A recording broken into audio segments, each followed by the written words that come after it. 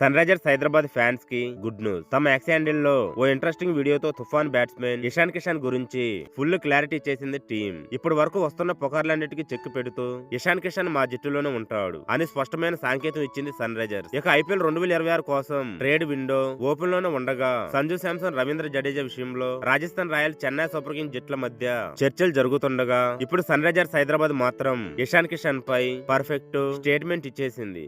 వీడియోను చూసే ముందు చిన్న రిక్వెస్ట్ అండి, వీడియోను లైక్ చేసి మీ సపోర్ట్ ని తెలియజేయండి. మొదటిసారి మన ఛానల్ ను చూస్తున్నట్లయితే సబ్స్క్రైబ్ చేసుకుని పక్కనే ఉన్న బెల్ ఐకాన్ ని ఆన్ చేసుకోండి.